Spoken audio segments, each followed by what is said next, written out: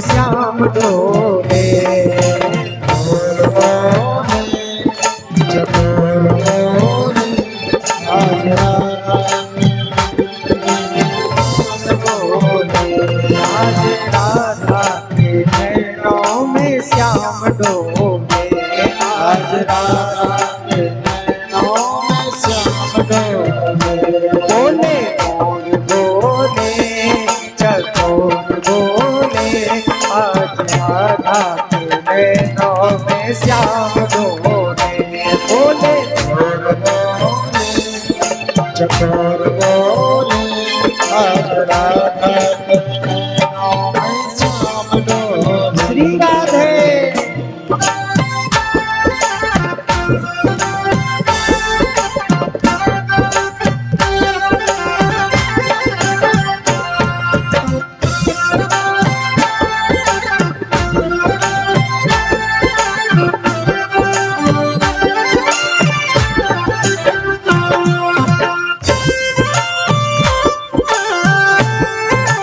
जय हो।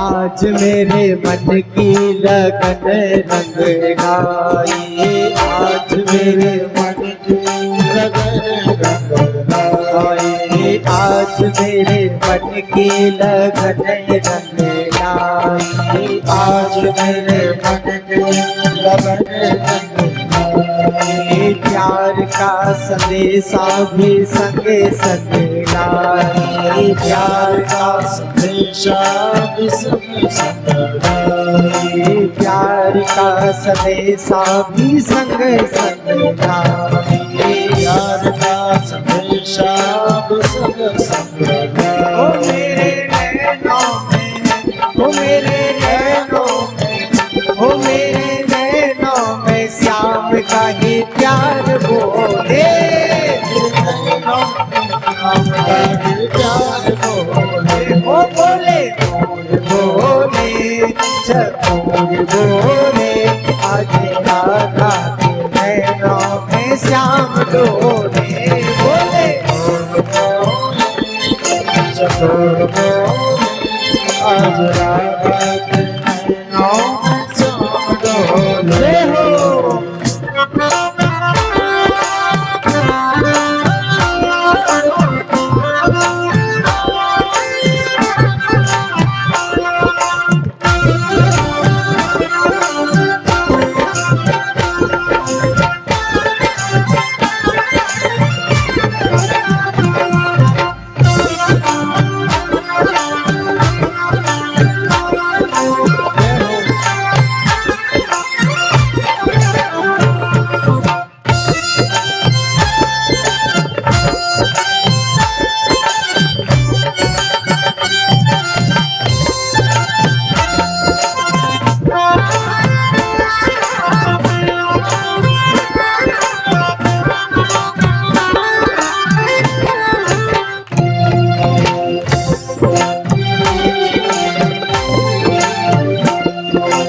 दूर से कन्हैया ने मुझको पुकारा।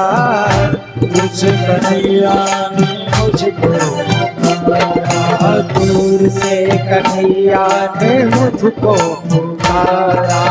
दूर से कन्हैया ने मुझको पुकारा। मुरली की धुन पे किया है इशारा।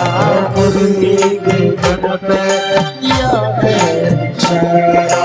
मुरली की धुन पे किया है इशारा। मुरली की धुन पे किया है इशारा। ओ मेरे नैनों में, ओ मेरे नैनों में, ओ मेरे नैनों में श्याम का ये प्यार बोले। बोले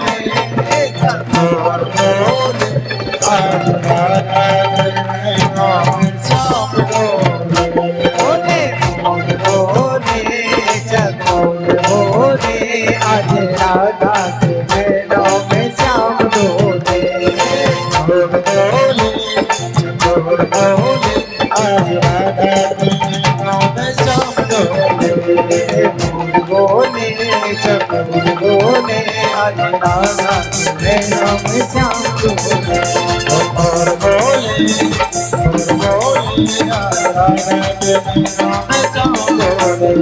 आज राधा के नैनों में श्याम डोले। आज राधा के नैनों में श्याम डोले। आज राधा के नैनों में श्याम डोले। आज राधा के नैनों में श्याम डोले। मन मेरा बन गया सकुंडली पावन वृंदावन। मन मेरो बन गयो सखी पावन वृंदावन। ओ राधा नाचे कृष्णा नाचे नाच गोविंदा। राधा नाचे कृष्णा नाचे नाच गोविंदा। ओ मन मेरा बन गयो सकुंडली पावन वृंदावन। मन मेरो बन गयो सखी पावन वृंदावन। चंद्रा नाचे सूरज नाचे नाच तारा नाचे सूरज नाचे तारा। ओ मन मेरो बन गयो सखी पावन वृंदावन। ओ मन मेरो बन गयो सखी पावन वृंदावन। ओ मन मेरो बन गयो सखी पावन वृंदावन। बोलो रास बिहारी सरकार की जय। सभी गोपियों की मन की व्यवस्था ऐसी हो गई, वो कह रही हैं आज हमने जीवन में जितने भी कर्म कन्हैया की ओर जाने के लिए किए उन सब का फल आज मिल रहा है। कृष्ण हमें पुकार रहे हैं। सबने अपने उठे अपने अपने घर से काम पूरे किए और कन्हैया की ओर दौड़ लगा दी। सबकी व्यवस्था अलग अलग है। कोई गोपी अपने छोटे से लाला को गोद में बिठाकर दुग्ध पान करा रही, वो लाला को नीचे छोड़कर कृष्ण की ओर दौड़ गई। एक गोपी अपने पति को भोजन करा रही थी, सो खीर में शक्कर कम थी। पति ने कहा शक्कर ला दो, गोपी शक्कर लेने गई। इतने में उसके कानों में कन्हैया के मुरली की तान पहुंची। शक्कर की जगह नमक खीर में डालकर दौड़े लगे। जिसकी जैसी भी परिस्थिति है सब अपने अपने कार्य को छोड़कर कृष्ण की ओर दौड़े जा रही। हजारों गोपियां कन्हैया के पास पहुंची। महाराज कन्हैया ने देखा सब आ गई, हाथ जोड़कर कन्हैया बोले स्वागतम वो महाभागाओ। हे महाभागाओ, हे ब्रजांगनाओ, हे गोपियों पधारो, मैं आपका स्वागत करता हूं। आपने बड़ी कृपा करी। गोपियां पहुंची, देखा कन्हैया स्वागत भी करने, हाथ जोड़कर बुला रहे, आओ आओ मैं आपका स्वागत करता हूं। तो गोपियां और प्रसन्न हो गई। जब तक पहुंची कन्हैया बोले आ तो गई हो, मैंने आपका स्वागत भी किया, परंतु प्रिया किम करवामी बा। हे प्रियांगनाओ, हे ब्रजांगनाओ, यहाँ तुम आई क्यों हो? आने का कारण तो बताओ। गोपियां बोले तुम उन्हें तो बुलायो। लाला बोले मैंने कब बुलाओ? बोले मुरली बजाकर हमारो नाम पुकार रहे। कन्हैया बोले पागल है का? एक साथ में इतने नाम कभी पुकारे नहीं जाते। यहाँ से लौटकर वापस चली जाओ। अच्छा ये होता है, देखो सबके साथ होता होगा। कभी कभी हमारा मन ऐसा हो जाता है भगवान के प्रति, एकदम ऐसा लगने लगता है अब बढ़िया पूजन करते। 2 दिन हुए, 4 दिन हुए और 1 महीने बढ़िया निरंतर जब हमने भगवान की सेवा पूजन करी मन लगाकर, तो 1 महीने बाद भगवान हमको पीछे को धक्का देते हैं, बेटा वापस लौट। या कोई समस्या के रूप में आ जाए, कोई परेशानी हो जाए, भगवान हमको पीछे को धकाते हैं। देखो गोपियों को पहले भगवान ने अपनी ओर बुलाया, ऐसे हमको बुलाते हैं। गोपियों से भगवान कहते अब जाओ, मैंने बुलाया अब जाओ। ये संसार क्या कहेगा? आने वाले समय में ऐसे ऐसे लोग होंगे जो कुछ भी कह सकते हैं। और तुम सबके सब गोपियां पतिव्रता नारी हो, जाओ तुम्हारा धर्म है, अपने अपने पति की सेवा करो। अब गोपियों से सोच विचार करो उनके मन में क्या आ रहा होगा। एक तो इसने मुरली बजाकर हमारा नाम पुकारा, बुलाया, और अब हम आ गए तो ये हमसे कहता है वापस जाओ। गोपियां उदास हो गई। कन्हैया कहते हैं घर जाओ, जाकर अपने पति की सेवा करो, सासू माँ की सेवा करो, ससुर जी की सेवा करो, गृहस्थ जीवन का पालन करो।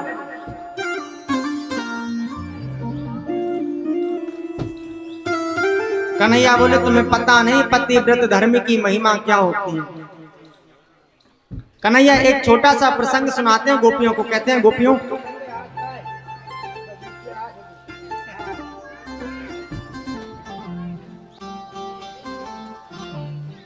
एक पतिव्रता देवी है, अपने पति की बड़ी श्रद्धा विश्वास के साथ सेवा करते हैं। सुनो माताओं बहनों के लिए सबसे बड़ा व्रत यदि कोई बताया है तो वो सिर्फ पतिव्रत धर्म है। पतिव्रत सरस धर्म नहीं पूजा।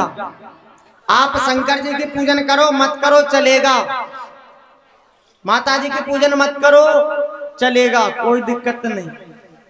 आपके ग्रह कभी खराब नहीं होंगे। करो तो क्या, पति को प्रसन्न रखो, पति देव की सेवा पूजन करो। कन्हैया भी यही उपदेश दे रहे हैं। कन्हैया पतिव्रता देवी अपने पति की बड़ी सेवा करती है। उसका एक बालक है 1 वर्ष का, वो घुटमन घुटमन चलता है। एक दिन योग की बात है कि वो पत्नी बैठी थी, उसके पति देव कहीं से आए, आकर अपनी पत्नी की गोद में सर रखकर उसके पति सो गए। बगल में एक अग्नि कुंड जल रहा है, उसका 1 वर्ष का बालक खेलता खेलता उस अग्नि कुंड के पास पहुंचा। उस मैया ने देखा कि उसका बालक अग्नि कुंड के पास पहुंचा। वो देख के समझ गई कि यह बालक अग्नि कुंड में जाकर गिरेगा।